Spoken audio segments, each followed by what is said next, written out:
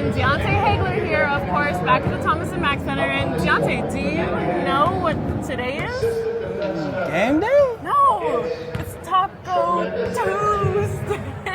That's right. We have $2 tacos up in the concession, so we're gonna have to, make this quick so we can go grab some tacos. I would like that. But anyways, back to how it is. Game day, of course. The Running Rebels are back in the Thomas and Mack Center tonight to take on the Rams of Colorado State. The first time these two teams met earlier this season, it wasn't pretty for the Rebels. They shot only 42% from the field, while CSU shot just over 61%. And not only that, CSU actually doubled the percentage that UNLV shot from the three-point line. They shot double what we shot from the three-point line. Now, I heard it's hard to play up in Fort Collins, and I think it has something to do with the elevation. I don't know, I could be wrong. What do you think? No. It's not elevation. Nowhere near elevation. When you shoot the ball, it's like harder. No. First of all, Colorado State has 3 sharpshooters on the team. That's Adam Thistlewood, Isaiah Stevens, and Kendall Moore. Like, they're sharpshooters. They're supposed to shoot the 3. This is their game. Their game is to live behind the arc. That's it. Now, as far as what UNLV needs to do tonight to win, I would say they need to guard the arc. They need to stick close and contest every shot, because last game, the Rams proved that they can shoot the ball. What would you say?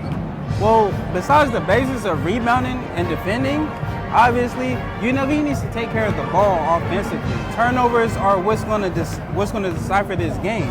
It's going to separate Colorado State and UNLV with turnovers. And then offensive rebounds. I know I said defensive rebounds, obviously, but offensive rebounds are where it's at. UNLV actually kills their opponents in offensive rebounds nearly every game. That's something they really excel at. You guys, I think they want me to go play. Oh, and before I forget, we actually have a special guest tonight. We do? Yes, I know I didn't tell you. I have to keep you on your toes. I wonder who it is. But I know these Rebel fans in here are excited to see him. Well, let's see. Stay tuned.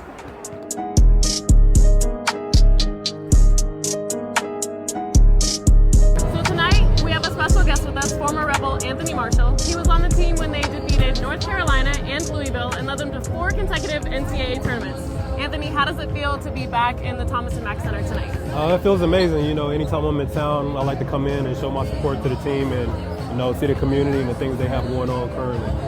Are you having flashbacks of you being on the court when you played here? Yeah, definitely. Anytime I'm in here, I get, a sense of missing it and, reminiscing on things that occurred. And it was just a great time of my life.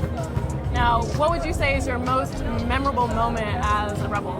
It's been so many, but for me, I think personally, just running out on the red carpet, having my family and friends here to support me. So anytime before the game we run out on that red carpet, it was just an amazing feeling, and I think that's my favorite memory. Now, who have you really been impressed by this season on the Rebels team? I would have to say Marvin Coleman. I know he's a Vegas native, but just the transition he's made, from a guy not having a scholarship last year to now having a scholarship and now, playing significant minutes at the point guard position. It reminds me a lot of, my role here at UNLV. So to see the things he's doing for them, he's like the ultimate glue guy. So I'm very impressed with what he's been doing this season. Now I have to ask, because NBA All-Star Weekend just passed, what are your thoughts on the dunk contest? Anytime a Rebel alumni is successful at something, I'm all for it. I think it was a great showing by both players. And, at the end of the day, one man has to win. But, I'm very happy it was somebody from UNLV that got the job done. Gotcha. Thanks so much. Now, overall, I would say UNLV has more talent. They have better individual players, whereas the Rams do a better job of getting everybody involved, playing as a team in order to knock down those shots. What would you say? And that's just the thing. That's in Colorado's game.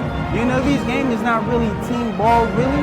It's really just beat the big man, get the board, or get the points, It's not really team collective yet. And that's just the thing that separates Colorado State and UNLV. UNLV does have the talent. I agree with you on that one.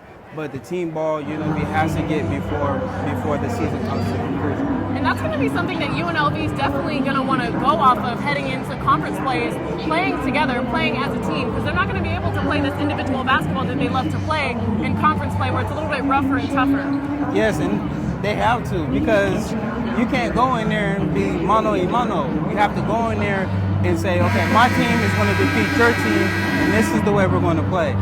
It's game time. It's game time, guys. We'll keep you guys updated all game long via Instagram and Twitter as usual. We're signing off.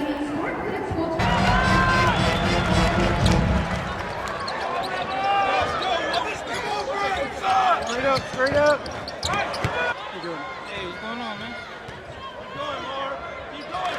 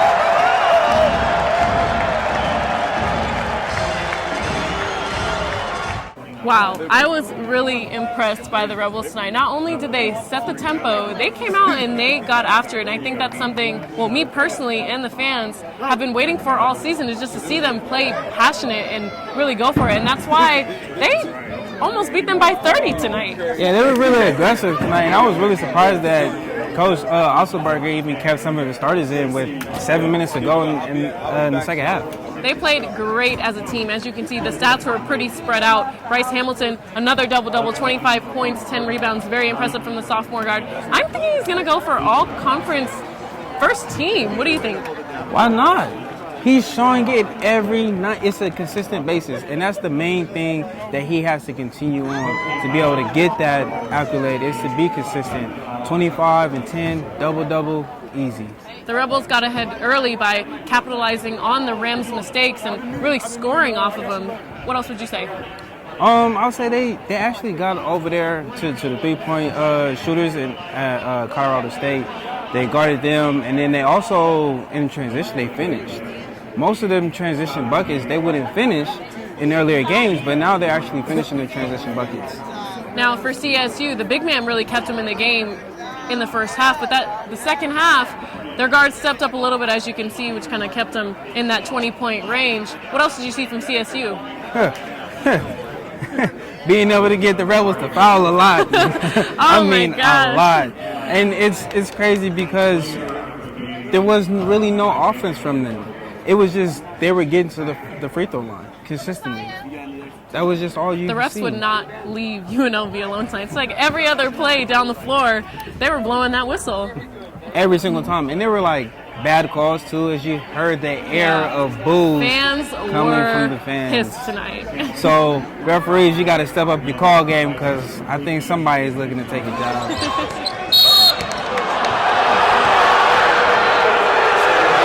Now, what I was really happy to see was Otzelberger stretch down the bench a little bit. Jay Green was great to see again, and we also actually saw a new face. Now, I'm going to struggle to say his name just because we haven't said it before because he hasn't played, but Trey Hurlbert, I believe that's how you say it. He got in there, and even though he didn't knock down a shot, he put up a few, the rest of the team was going for him to score. He wasn't able to do it, but maybe we'll see him against Boise. Hopefully, it depends on how the Rebels come out and play. Now, he got some tick time now, and they were rooting for him to get wet a little bit. You know, they were trying to get him his first bucket tonight, and that was exciting to see because now you get to see the energy, you get to see the love, the passion that the Rebels have. Especially you see the support that TJ has. He definitely had different people come in. A lot of the bench players that don't get no tick time come in late in the game. Now, I was upset to see Donnie on the sideline. He must be injured or something. We'll have to look more into it because he didn't play tonight. Very interesting. Shall see. But even then, they still played good. They played great. Won by 30. You know, I was really excited. Did you see that block by Bryce?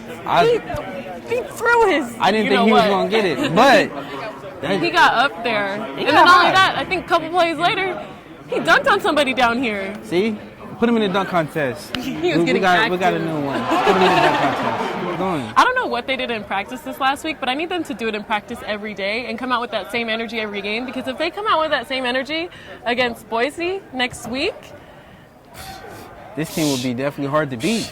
And heading into Mountain West Conference, I'm impressed. I'm telling you, this team will surprise a lot of people in the Mountain West Conference. March Madness, baby. March Madness. Well, that wraps up tonight's game. Next week, we have Boise State for the last conference game for the Runnin' Rebels before we head into the Mountain West Tournament, which is, in fact, here at the Thomas & Mack Center. So we'll see you next week.